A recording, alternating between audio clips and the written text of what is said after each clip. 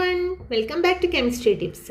Moth balls, tooth paste, shampoo തുടങ്ങിയ കുറച്ച് കാര്യങ്ങളാണ് ഇന്ന് നമ്മൾ സാനിറ്ററി കെമിസ്ട്രി സിലബസുമായി റിലേറ്റ് ചെയ്ത് പഠിക്കാൻ പോകുന്നത്. അപ്പോൾ നമ്മളിപ്പോൾ ഏതൊക്കെ പഠിച്ചു കഴിഞ്ഞു?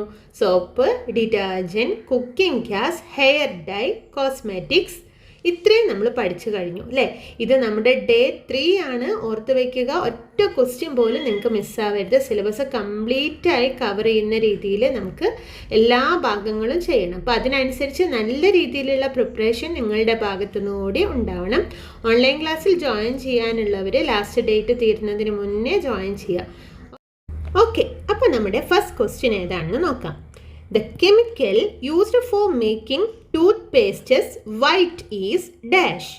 Options: calcium carbonate, sodium carbonate, titanium dioxide, zinc oxide. ഇവിടെ നമ്മൾ കറക്റ്റ് ആൻസർ വരുന്നത് ടൈറ്റാനിയം ഡയോക്സൈഡ്. എന്താണ് ടൈറ്റാനിയം ഡയോക്സൈഡിൻ്റെ പ്രത്യേകത? അതായത് ഇതാണ് നമ്മൾ വൈറ്റനിങ് ഏജൻ്റ് ആയിട്ട് യൂസ് ചെയ്യുന്നത്. ആരെയും ഉപയോഗിക്കുന്നത്? വൈറ്റനിങ് ഏജൻ്റ് ആയിട്ട് യൂസ് ചെയ്യുന്നത് ടൈറ്റാനിയം ഡയോക്സൈഡ്. ഇതിൻ്റെ കെമിക്കൽ ഫോർമുല എന്താണെന്ന് നിങ്ങൾക്ക് പലർക്കും അറിയാവുന്നതാണ്. TiO2 എന്നതാണ് ടൈറ്റാനിയം ഡയോക്സൈഡിൻ്റെ ഫോർമുല. ഇത് പിഗ്മെൻ്റ് ആയിട്ട് യൂസ് ചെയ്യും. അതിനൊരു പേരുണ്ട്, പിഗ്മെൻറ്റ് വൈറ്റ് 6. പിഗ്മെൻ്റ് ആയിട്ട് ഇത് ഉപയോഗിക്കുമ്പോൾ ഇതിൻ്റെ പേരാണ് പിഗ്മെൻറ്റ് വൈറ്റ് 6 അല്ലെങ്കിൽ PW6 എന്നും പറയും. പിന്നെ ഇത് നാച്ചുറലി ക്രിസ്റ്റലൈൻ ഫോമിലാണ് ഈ ടൈറ്റാനിയം ഡയോക്സൈഡ് കാണപ്പെടുന്നത്. ഇതിന് ഹൈ റിഫ്രാക്റ്റീവ് ഇൻഡെക്സ് കൂടിയുണ്ട്. ഹൈ റിഫ്രാക്റ്റീവ് ഇൻഡെക്സ് കൂടി ഈ ടൈറ്റാനിയം ഡയോക്സൈഡിന് ഉണ്ട്. അപ്പോൾ അതും കൂടി ഒന്ന് ഓർത്ത് വെച്ചോളൂ കേട്ടോ. അതുപോലെ തന്നെ ഇതിന് കെമിക്കൽ പ്രോപ്പർട്ടീസിലുള്ള പ്രത്യേകത കാരണമാണ് ടൈറ്റാനിയം ഓക്സൈഡ് വൈറ്റനിങ് ഏജൻ്റായിട്ട് നമ്മൾ യൂസ് ചെയ്യുന്നത്. അപ്പോൾ ടൂത്ത് പേസ്റ്റിൽ ഉപയോഗിക്കുന്ന വൈറ്റനിങ് ഏജൻ്റായിട്ട് ഉപയോഗിക്കുന്നത് ഏതാണ്? Titanium dioxide. ഇനി ഒരിക്കൽ പോലും നമ്മൾ മറക്കാൻ പാടില്ല, വൈറ്റനിങ് ഏജൻ്റാണ്, TiO2 ആണ് അതിൻ്റെ കെമിക്കൽ ഫോർമുല. പിഗ്മെൻ്റ് ആയിട്ട് യൂസ് ചെയ്യുമ്പോൾ പിഗ്മെൻറ്റ് വൈറ്റ് 6 ഓർ PW6 എന്ന പേരിൽ അറിയപ്പെടും. ഹൈ റിഫ്രാക്റ്റീവ് ഇൻഡെക്സ് ആണ്. കെമിക്കൽ പ്രോപ്പർട്ടീസിൻ്റെ പ്രത്യേകത കാരണമാണ് ഇത് വൈറ്റനിങ് ഏജൻ്റായിട്ട് നമ്മൾ ഉപയോഗിക്കുന്നത്. ഇനി നമ്മുടെ അടുത്ത ക്വസ്റ്റ്യൻ നോക്കാം. Which of the following is not used to make toothpaste? Options എന്തൊക്കെയാ? Galena, silica, limestone, aluminium oxide. ഇത്രയും കാര്യങ്ങളാണ്. ഇതെല്ലാം നമുക്ക് ടൂത്ത് പേസ്റ്റ് ഉണ്ടാക്കാനായിട്ട് യൂസ് ചെയ്യാം. പക്ഷേ ഗലീന യൂസ് ചെയ്യില്ല. എന്താണ് ഗലീന എന്ന് നിങ്ങൾക്ക് പലർക്കും അറിയാവുന്ന കാര്യമാണ്. ഓർ ഓഫ് ലെഡ് ആണ് ഗലീന എന്ന് പറയുന്നത്. എന്താണ്? ഓർ ഓഫ് ലെഡ് ആണ് ഗലീന അല്ലേ. ഈ ഗലീന എന്ന് പറയുന്നതിന് കുറേ പ്രോപ്പർട്ടീസ് ഉണ്ട്. മെയിനായിട്ട് ഗലീന എന്ന് പറയുന്നത് എന്താണ്? കെമിക്കൽ കോമ്പോസിഷൻ എന്താണെന്നറിയോ? PbS, ലെഡ് സൾഫൈഡ് ആണ്. ഇത് അതിൽ ലെഡും ഉണ്ട് സൾഫറും ഉണ്ട്. ഏകദേശം ഒരു 86% ലെഡും ഉണ്ട്. അതുപോലെ 13.something% സൾഫറും അടങ്ങിയിട്ടുള്ളതാണ് ഗലീന എന്ന് പറയുന്നത്. ഈ ഗലീന നമ്മൾ പ്രധാനമായും അലോയ്സിൻ്റെ പ്രിപ്പറേഷന് വേണ്ടിയിട്ടാണ് യൂസ് ചെയ്യുന്നത്. കൂടാതെ ഒരുപാട് ആപ്ലിക്കേഷൻസ് ഉണ്ട്. അതായത് glass, plastic, pesticide, ceramics, then ammunition process, solder, motor vehicle fuels, paints, അങ്ങനെ ഒരുപാട് കാര്യങ്ങൾ ഉപയോഗിക്കാറുണ്ട്. പക്ഷേ നമ്മുടെ ടൂത്ത് പേസ്റ്റിലോട്ട് ഉപയോഗിക്കുന്നില്ല. മനസ്സിലായോ? ടൂത്ത് പേസ്റ്റിന് ഉപയോഗിക്കുന്ന സിലിക്ക, ലൈംസ്റ്റോൺ, അലുമിനിയം ഓക്സൈഡൊക്കെ യൂസ് ചെയ്യുന്നുണ്ട്. ഗലീന ലെഡിൻ്റെ ഓറാണ്. ഓർ ഓഫ് ലെഡ് ആണ്. PbS ആണ്. ലെഡ് 86%, ഏകദേശമാണ് കേട്ടോ. 13 or 14% സൾഫറും ഒക്കെയാണ്. പിന്നെ അലോയ്സിൻ്റെ പ്രിപ്പറേഷന് വേണ്ടിയിട്ടാണ് മെയിനായിട്ട് നമ്മൾ ഗലീന യൂസ് ചെയ്യുന്നത്. ക്ലിയർ ആയോ? ഇനി നമ്മുടെ അടുത്ത ക്വസ്റ്റ്യൻ നോക്കാം. Naphthalene balls that are used to repel moth and other insect are obtained from dash. Options: coal tar, coke, eucalyptus trees, turpentine. അപ്പോൾ മോത്ത് ബോൾസ് എന്ന് പറയുന്ന ഒരു ടോപ്പിക്ക് നമ്മുടെ സിലബസിലുണ്ട്. നമുക്കറിയാം കൂറ ഗുളിക എന്ന് പറയുന്നത് എന്താണ്?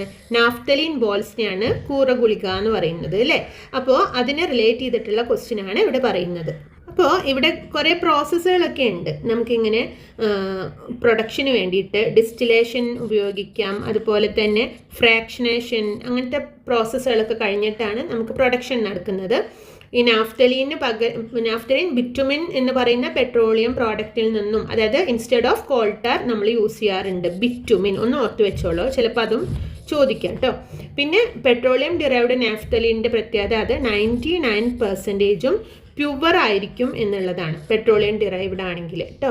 പിന്നെ നാഫ്തലീൻ എന്ന് പറയുന്നത് പ്ലാസ്റ്റിക്സ്, അതുപോലെ റെസിൻസ്, ഫ്യൂവൽസ്, ഡൈസ് ഒക്കെ ഉണ്ടാക്കാനായിട്ട് വളരെ യൂസ്ഫുള്ളാണ്. അതുപോലെ തന്നെ ഫ്യൂമിഗൻറ്റ് ഇൻസെക്ടിസൈഡ് ആയിട്ടും ഇത് ഉപയോഗിക്കാറുണ്ട്. അപ്പോൾ വളരെ ഇമ്പോർട്ടൻ്റ് ആയിട്ടുള്ളൊരു പ്രോഡക്റ്റ് കൂടിയാണ് നാഫ്തലീൻ എന്ന് പറയുന്നത്. ഈ നാഫ്തലീൻ ബോളുമായി റിലേറ്റ് ചെയ്തിട്ട് അതുകൂടിയും ഓർത്ത് വെച്ചോളൂ. പെട്രോളിയം പ്രോഡക്റ്റാണ്, കോൾട്ടാറിൽ നിന്നാണ് ഉണ്ടാക്കുന്നത്, അല്ലെങ്കിൽ ബിറ്റുമിനിൽ നിന്നാണ് ഇപ്പോൾ കൂടുതലായിട്ട് ഉണ്ടാക്കുന്നത്. മോത്ത്സ്, ഇൻസെക്റ്റിനെ ഒക്കെ ഇല്ലാതാക്കാനാണ് ഡിസ്റ്റിലേഷൻ ഫ്രാക്ഷനേഷൻ പ്രോസസ്സ് വഴിയാണ് ബിറ്റുമിൻ ഉപയോഗിക്കാറുണ്ട് പ്രൊഡക്ഷന് വേണ്ടിയിട്ട്. നാച്ചുറലി നമ്മൾ പെട്രോളിയത്തിൽ നിന്ന് ഡിറൈവ് ചെയ്ത് ഉണ്ടാക്കുകയാണെങ്കിൽ 99% പ്യുവർ ആയിട്ടുള്ള പ്രോഡക്റ്റ് നമുക്ക് കിട്ടും. പിന്നെ ഇൻസെക്ടിസൈഡായിട്ടും അതുപോലെ ഫ്യൂവൽസ്, ഡൈസ്, പ്ലാസ്റ്റിക്, അങ്ങനെ ഒരുപാട് ആപ്ലിക്കേഷൻ വരുന്ന ഒന്നാണ് നാഫ്തലീൻ എന്ന് പറയുന്നത്. ഓക്കെ, അപ്പോൾ ഇത്രയും കാര്യങ്ങളാണ് ഈ ഒരു ക്വസ്റ്റിനെ റിലേറ്റ് ചെയ്ത് പറയാനുള്ളത്. ഇനി നമ്മുടെ അടുത്ത ക്വസ്റ്റ്യനിലോട്ട് പോവാം. Mothballs work on the principle of dash. Options: evaporation, liquefaction, deposition, sublimation. അപ്പം നമുക്ക് ഈ ഓരോ പ്രോസസ്സുകൾ എന്താണെന്ന് അറിയണം, എന്നാലേ ഇതിൻ്റെ ആൻസർ നമുക്ക് പറയാൻ പറ്റുള്ളൂ. അപ്പോൾ നമ്മുടെ ഒന്നാമത്തെ ഓപ്ഷൻ എന്താണ്? ഇവാപ്പറേഷൻ. ഇവാപ്പറേഷൻ്റെ പ്രത്യേകത എന്താണ്? ഇവാപ്പറേറ്റ് ചെയ്ത് പോവുക അല്ലേ, ഗ്യാഷ്യസ് ഫോമിലോട്ട് മാറുന്നതിനെയാണ് നമ്മൾ ഇവാപ്പറേഷൻ എന്ന് പറയുന്നത് അല്ലേ. ഇറ്റ്സ് എ വേപ്പറൈസേഷൻ പ്രോസസ്സ് അല്ലേ. വേപ്പറൈസേഷൻ പ്രോസസ്സിനെയാണ് നമ്മൾ എന്ന് പറയുന്നത് ഇവാപ്പറേഷൻ എന്ന് പറയുന്നത്. അടുത്തത് ലിക്വിഫാക്ഷൻ, അതായത് ഒന്ന് ലിക്വിഡ് ഫോമിലോട്ട് മാറുക, ഒന്ന് ലൂസ് ആവുക, അല്ലെങ്കിൽ ഒന്ന് വെറ്റ് ആവുക, അതിനെയാണ് ലിക്വിഫാക്ഷൻ എന്ന് പറയുക. ഇപ്പോൾ ഭൂമികുലുക്കൊക്കെ ഉണ്ടായിക്കഴിഞ്ഞാൽ വെറ്റ് സോയിലായിട്ട് മാറും, മണ്ണിൻ്റെ ബലം ഒന്ന് കുറയില്ല, അതിനൊക്കെ നമ്മൾ എക്സാമ്പിളായിട്ട് പറയാവുന്നതാണ്. സ്ട്രെങ്ത് കുറയുക, ഒന്ന് ലൂസൻ ചെയ്യുക, അതാണ് ലിക്വിഫാക്ഷൻ എന്ന് പറഞ്ഞാൽ. മൂന്നാമത്തെ ഡെപ്പോസിഷൻ, അറിയാലോ, ഓരോന്നിനും മേലെ ഇങ്ങനെ ഡെപ്പോസിറ്റ് ചെയ്തുകൊണ്ടിരിക്കുന്നതാണ് ഡെപ്പോസിഷൻ. Then sublimation. സബ്ലിമേഷൻ നിങ്ങൾക്ക് എല്ലാവർക്കും അറിയാവുന്നതാണ്, സോളിഡ് ലിക്വിഡ് ആവാതെ ഡയറക്റ്റായിട്ട് ഗ്യാഷ്യസ് ഫോമിലോട്ട് പോവുക. സാധാരണ സോളിഡ് എപ്പോഴും മെൽറ്റ് ആയിട്ടല്ലേ ഗ്യാസ് ആവാറ്, ഇതങ്ങനെയല്ല, സോളിഡ് ഡയറക്റ്റ് ഗ്യാസ് ഫോമിലോട്ട് പോകുന്നതിനെയാണ് സബ്ലിമേഷൻ എന്ന് പറയുക. അപ്പോൾ ഈ മോത്ത്ബോളിൻ്റെ പ്രത്യേകത എന്താണെന്ന് നിങ്ങൾക്കൊന്ന് ഓർത്ത് വെച്ചു നോക്കിയേ, ഇതിലേതായിരിക്കും കറക്റ്റ് ആൻസർ? മോത്ത്ബോൾ എന്ന് പറയുന്നത് നമ്മുടെ കൂറഗുളിക ഗ്യാസ് ഫോമിലോട്ടല്ലേ പോകുന്നത്. അപ്പോൾ ഇതിലേതായിരിക്കും ആൻസർ? സബ്ലിമേഷൻ. അപ്പോൾ ഈസി ആയിട്ട് പറഞ്ഞൂടെ ഏതാണ് സബ്ലിമേഷൻ എന്ന് പറയുമ്പോൾ? സോളിഡ് ഡയറക്റ്റ് ഗ്യാസ് ആയിട്ട്, ആ സ്മെല്ലല്ലേ അവിടെ വരുന്നതല്ല, അതായത് വെള്ളമായിട്ട് ഇരിക്കുകയല്ലല്ലോ, ലിക്വിഡ് ഫോമിലേക്ക് പോകുന്നുണ്ടോ? അല്ല, നേരെ ഗ്യാസ് ആയിട്ട് മാറുകയാണ്. അപ്പോൾ അവിടുത്തെ പ്രിൻസിപ്പിൾ ഏതാണ്? സബ്ലിമേഷൻ. ഓക്കെ, അപ്പോൾ അടുത്ത ക്വസ്റ്റ്യൻ നോക്കാം.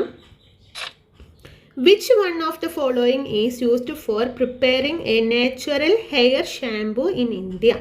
കുറച്ച് കടിച്ചാൽ പൊട്ടാത്ത പേരുകളാണ് കേട്ടോ. നിങ്ങൾ നോക്കുക ഓപ്ഷൻസ്: ആൾട്ടർനാന്തര ഫിലോക്സെറോയിഡ്സ്, സാപ്പിൻഡസ് മുക്കറോസി, ക്രൊമോലേന ഓഡറേറ്റ, സോഡിയം ലോറേറ്റ് സൾഫേറ്റ്സ്. നല്ല കട്ടിയുള്ള പേരുകളാണ് വന്നിരിക്കുന്നത്. അപ്പോൾ എന്താ ചോദിച്ചിരിക്കുന്നത്? നമ്മുടെ ഷാംപൂവിനെ ബേസ് ചെയ്ത്, ഷാംപൂ ആണ് നമ്മുടെ സിലബസിലുള്ളത്. അപ്പോൾ നാച്ചുറൽ ഹെയർ ഷാംപൂ ഇന്ത്യയിൽ പ്രിപ്പയർ ചെയ്യുന്നത് താഴെ പറയുന്നവയിൽ ഏതിൽ നിന്നാണ്, ഏതാണ് അതിനു വേണ്ടി യൂസ് ചെയ്യുന്നത് എന്നാണ് നമ്മുടെ ക്വസ്റ്റ്യൻ. അപ്പോൾ നിങ്ങൾ അറിയേണ്ട കാര്യം, സാപ്പിൻഡസ് മുക്കറോസിയാണ് ഇവിടെ നമ്മുടെ ആൻസർ ആയിട്ട് വരുന്നത് കേട്ടോ. സാപ്പിൻഡസ് മുക്കറോസി. അപ്പോൾ അതെങ്ങനെ വന്നു എന്നുള്ളത് അറിയണം. സാപ്പ് എന്ന് പറയുമ്പോൾ അതിന് അർത്ഥം പേര് പോലെ തന്നെ സോപ്പാണ്.